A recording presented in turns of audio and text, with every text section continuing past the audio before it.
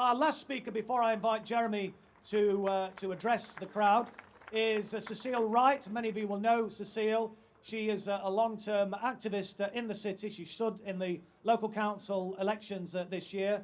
She's a regular in the media, so she probably doesn't need any further introduction from me than that. And I'll leave you to Cecile now.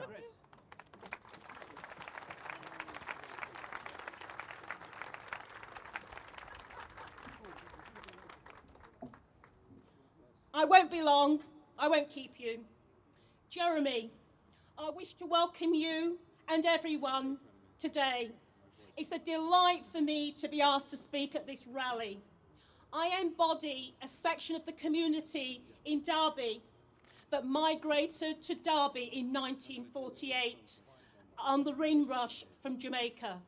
And may I say this, it is delightful for me to acknowledge how many entries, Trotskyists, cultists, fantasists, and actually I feel a rap coming on. Welcome to you all. No Nazis, sorry, no. Since Jeremy visited Derby last year as part of his leadership campaign, his impact has been phenomenal for the Labour movement. The energy and enthusiasm generated by Jeremy Corbyn as a leader of the Labour Party now sees the Labour Party as the largest political party in Europe. The largest, having over 500,000. What a testament to his leadership. Yes. These members, like many of you here today, have joined because of Jeremy's message and leadership. Least we forget, because of his message and leadership. Ordinary people are inspired by the anti-austerity message and policies of hope. A message not heard from the political parties for decades before Jeremy was elected as leader of the Labour Party.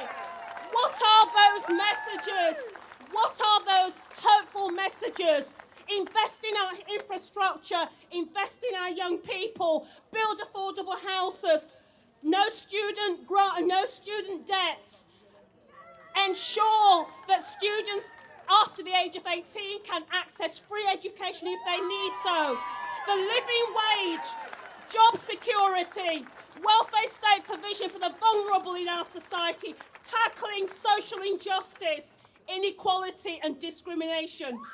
Under Jeremy's leadership, there is scope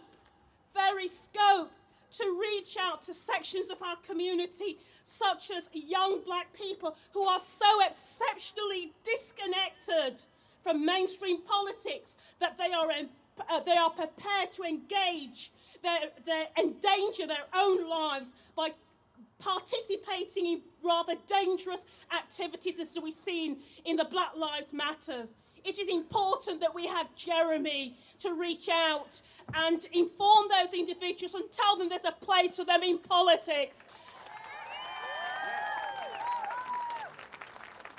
We need to join together to struggle in order to take the fight for a just community to the Tories and to undo the austerity policies inflicted on our people.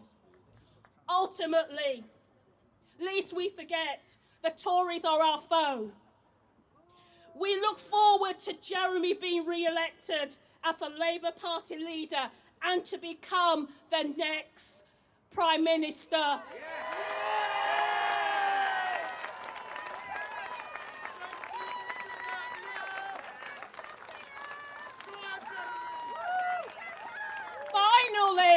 Finally, I would like to end with a quote, as everybody else seemed to be doing, from Dom Helder-Kamar.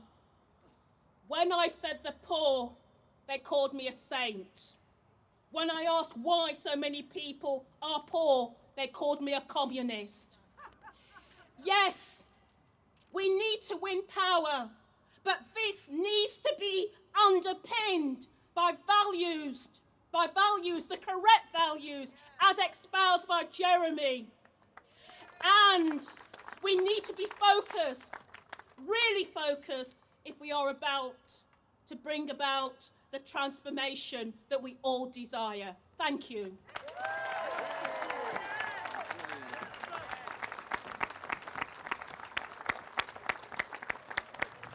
Thank you very much indeed, Cecile, for that. Can I just invite colleagues who are here today to look out? There is a bucket collection going around because it has cost us a little bit of money to put on the event, to hire the PA and the staging and one thing and another.